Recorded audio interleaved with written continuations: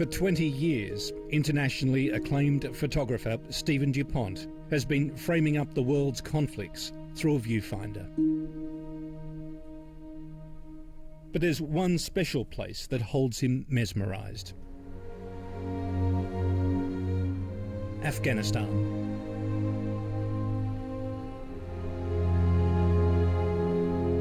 Since his first trip there 15 years ago, he's been captivated by the spirit of ordinary Afghans who remain defiant despite decades of war and suffering.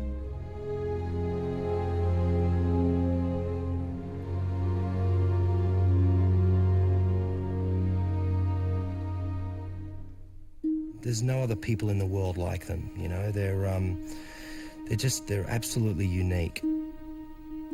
They're hard and they're honest.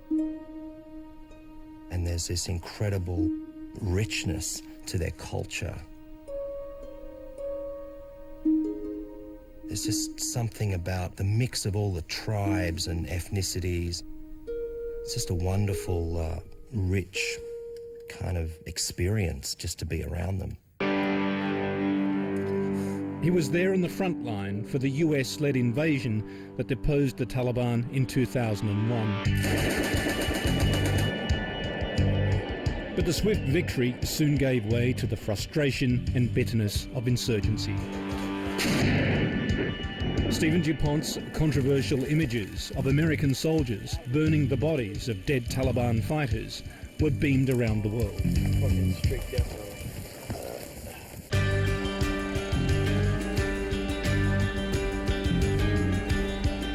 For many Afghans, life went from bad to worse. Some seeking solace in the fatal embrace of opium and heroin. Documented in Stephen Dupont's foreign correspondent story, The Brothers of Kabul. Their addiction, an apt metaphor for Afghanistan's decline into a virtual narco state.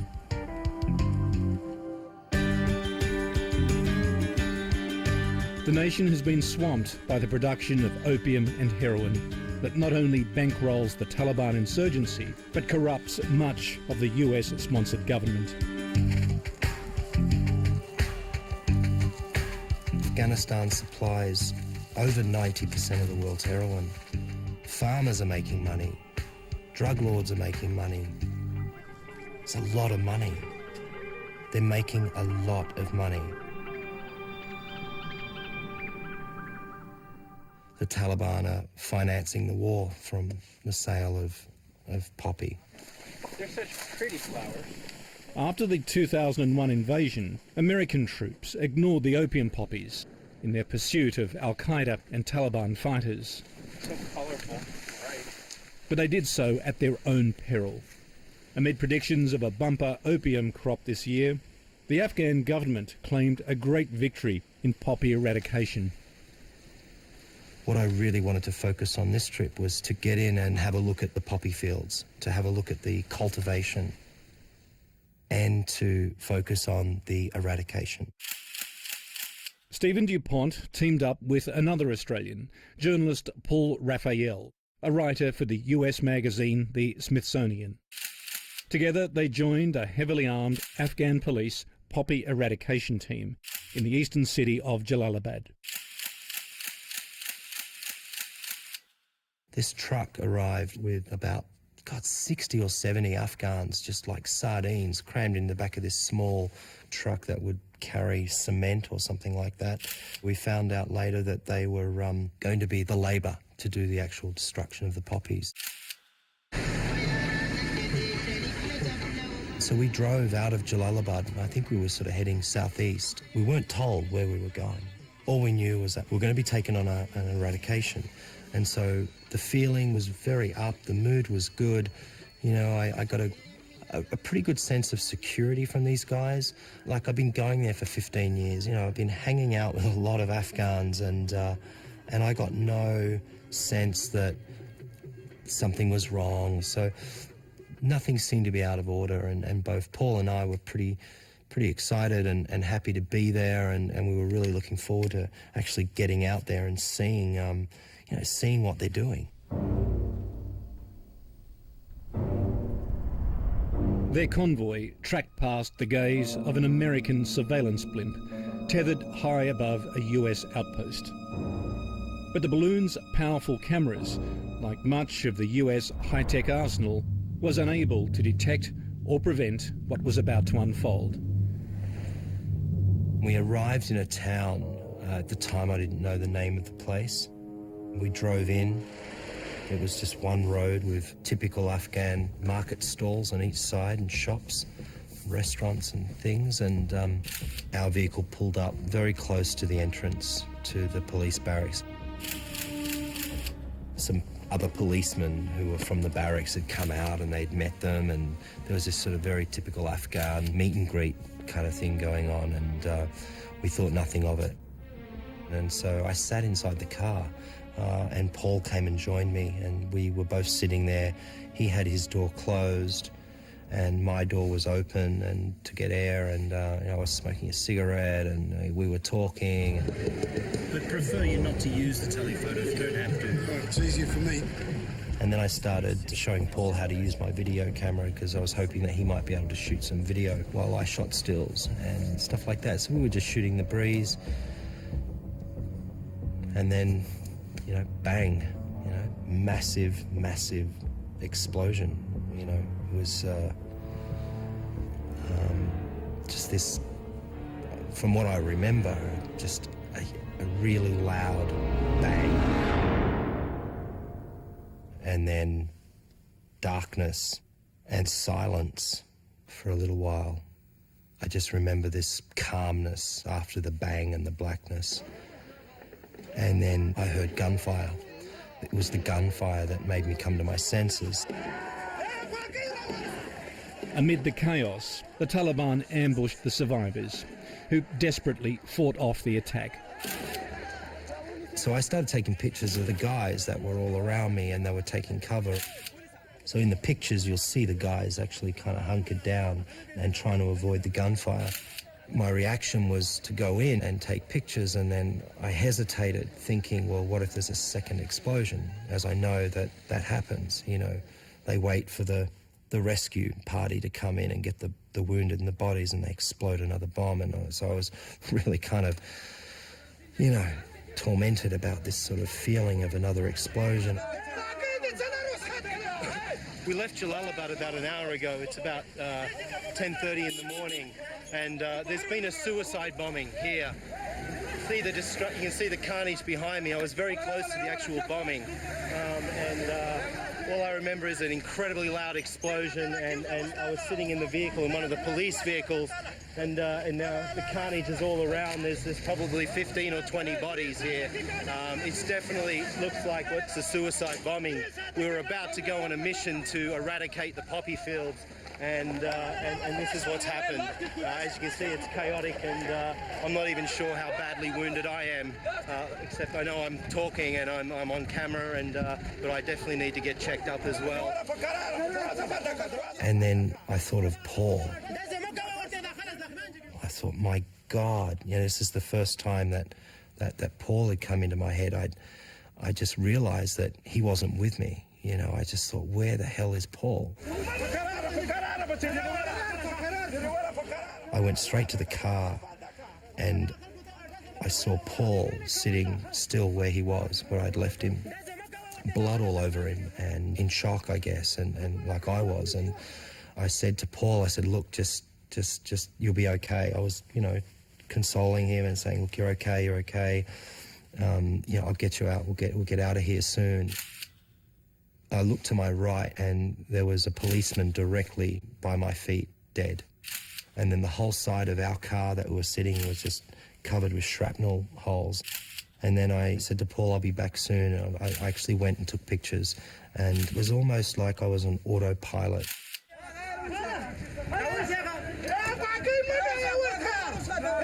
I was quite surprised that this one guy was actually sitting alive in this, you know, absolute mess of human remains.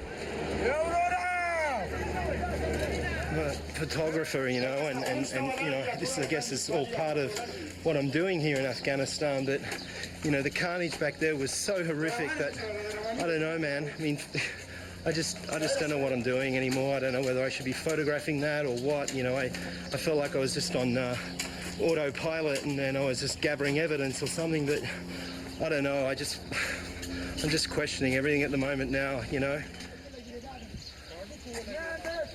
It's a terrible, terrible situation to be in, and you faced the dilemma, the choice that many media workers face in that situation. Do you keep filming, do you keep recording, or do you put down your cameras and your notepads and help? Yeah. Why did you decide to keep filming? Look, I don't know. I think there are those who help and there are those who take pictures. And I'm not in Afghanistan to, it's probably going to sound bad, but no.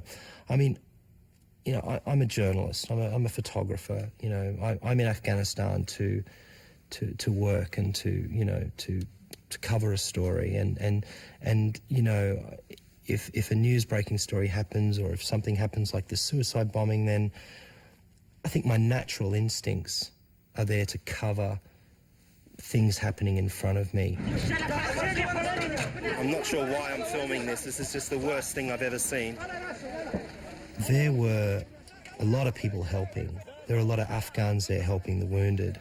I didn't feel that putting down my cameras and joining them to pull out the wounded and to throw the dead on the back of the trucks was useful.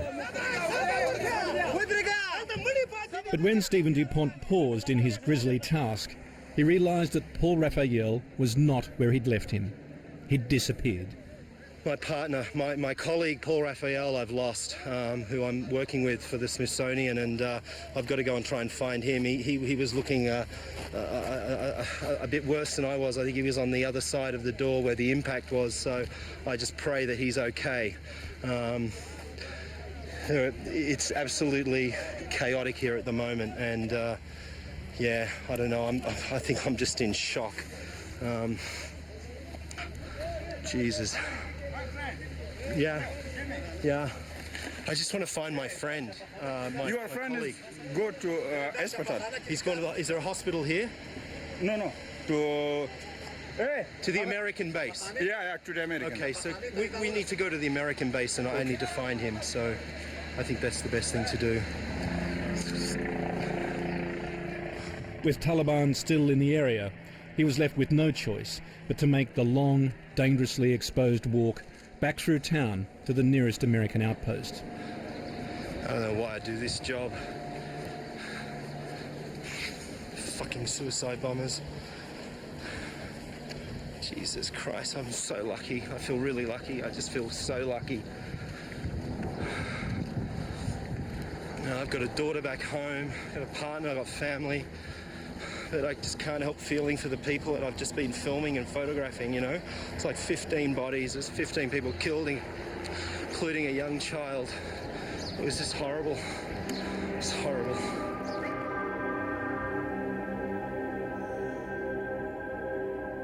It was later reported that the suicide bomber was a 12-year-old boy selling newspapers. The attack killed about 25 people, wounding scores more. Many injured were taken to the nearby American compound. After an anxious search, Stephen Dupont eventually found Paul Raphael alive, but in bad shape, at another American base. He was stabilised, then flown to a US military hospital. Paul was on the right side of me, so I was sitting right next to him, and he was on the side of the blast. So he took the full force of the blast and sheltered me, in fact saved me from receiving shrapnel. He took all the shrapnel, up his arm and his shoulders and the lower part of his head. I was sitting at the American military base in Bagram the day of the explosion even.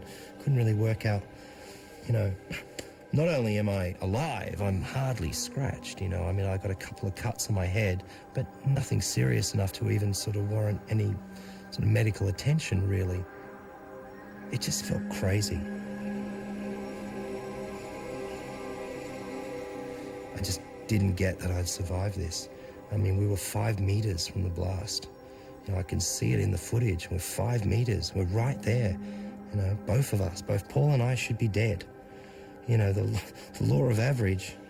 And I saw what it did to those people.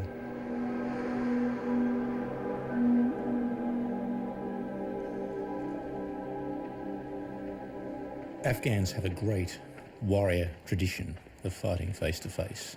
They take great pride and almost a perverse honour in the way they fight. Absolutely. How does suicide bombing fit in with that culture? It doesn't fit in at all, not one bit. Suicide bombings have never been a part of Afghan culture. Even you've seen suicide bombings in other cultures, but never in Afghanistan. And it's only since 2001 that suicide bombings have come to Afghanistan.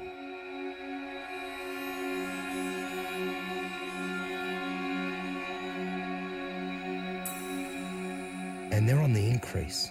They're on the increase big time. Why are they there? Why are people blowing themselves up in Afghanistan today? Well, I think they're seeing what's going on in Iraq. Suicide bombings for the resistance there have been incredibly successful, I suppose, when you consider the amount of people that have been killed by suicide bombers. It's a message to say we can send someone in and we can have a human time bomb. It's a very powerful message. And the reason they're using this is because they cannot fight in a conventional way. They don't have the numbers. They can't go up against the Americans. They can't even go up against the Afghans and fight in what was, in the past in Afghanistan, a more traditional way of fighting.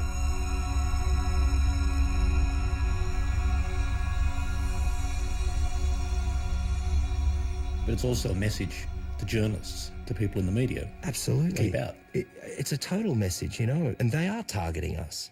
So what happens if the journalists, the photographers, the cameramen just don't go out there anymore? Well, then there's no story. Then there's no, then we can't bring back the message. Then we can't tell the story because you won't be able to. There won't be a story to cover. So it's going to have a negative effect.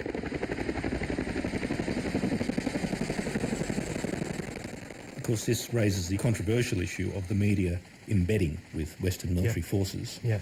It's seen as a safer option. Yeah. You've embedded with US and UK forces in Afghanistan. Yeah. You've also spent many years operating independently of those forces. What are your views on embedding now, given this latest experience? Well, look, I think the whole embedding thing is sort of something you take or you leave. I think it can be useful. I think in a situation like Iraq, where it's almost impossible to go out and cover the conflict or the story there without being embedded, you really have no choice. Do I like it? No. I'd much rather be able to cover both sides of the story. In Afghanistan, it's kind of the same situation in many ways, where you're with the Americans or you're with NATO or you're with the Afghans. You're not with the Taliban. So, you're really getting one side of the story. It's certainly still the safer option. I think if you go out on your own, then you risk so many other things that can happen. You risk having an interpreter or fixer that is not trustworthy, for instance, and will sell you to the highest bidder. There's so many other things. You risk roadblocks. Unless you take your own private army, forget about it. Oh, that's great.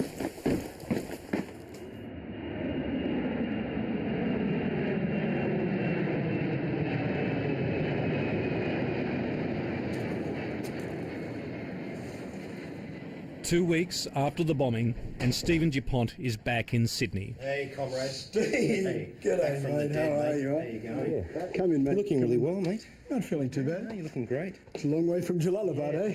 It sure is. Paul Raphael has made a remarkable recovery and has just been released from hospital. It's fantastic to be home, huh? Oh, look, tell me about Oh, it. sit down here, mate. Yeah, thanks. It's a time to reflect and ponder the variables that saved their lives, but claimed so many Only others. 2 weeks ago that it happened. I have no memory You of have it no memory. whatsoever, and I'm not going to watch your film. No. I've decided not to watch your film I don't of think the you should bodies watch- I don't because think you need there'll to. be faces there that I recognise, policemen that I mucked around with, Yeah. danced Afghan style while we're waiting and so on. I don't want to see them in that condition, and so I've decided that I won't watch that film. The head injury, there are 2 areas where the shrapnel went into the back and the shrapnel's in the brain, 3 pieces. But I've seen a neurosurgeon and he said it's a relatively benign path that it took, and so I can expect almost a complete recovery, and I almost have that at the moment. Just last night on BBC I heard there was another suicide bombing down in the west. Oh, really? And 7 people dead. A woman in a burqa. Afghans live with this every day, mate. Yeah, I know. Whereas you and I can, I can be med-evacuated out, and I can think, well, maybe I won't go back there for another year or 2, and, and you come home. But they're with the threat every day. What I did see in the aftermath was the body of a young child, and it was a boy. But whether that child was a suicide bomber, I can't tell. But it's possible. It brings home to you this fact that... Well, using kids, mate. They can't even secure with 60 heavily armed special forces police and commandos. They're all around us, do you remember? Mm-hmm. And we went on to the police base where there was even more security. Yeah. And yet they still couldn't secure that place from a suicide bomber. Yeah. What does that mean? You ask the question, don't you? What happens when the Allies leave? Whether it's next year, 5 years, 10 years? It seems to me that's it,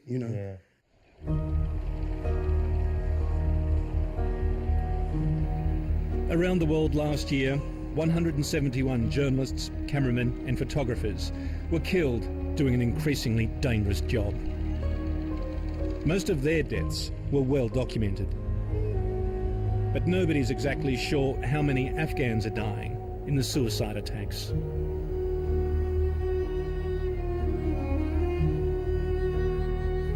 Bearing witness to the ongoing tragedy of Afghanistan is a deadly affair. Are you going to go back? Yeah, I really don't know. I don't know. I've been asking that question as well. I don't know. It's a war. Afghanistan's a war. And, like an American soldier said to me at Jalalabad Air Base as I walked off with all blood coming off me, just looked at me and said, "War is hell." And I said, "Yep, got it. It is."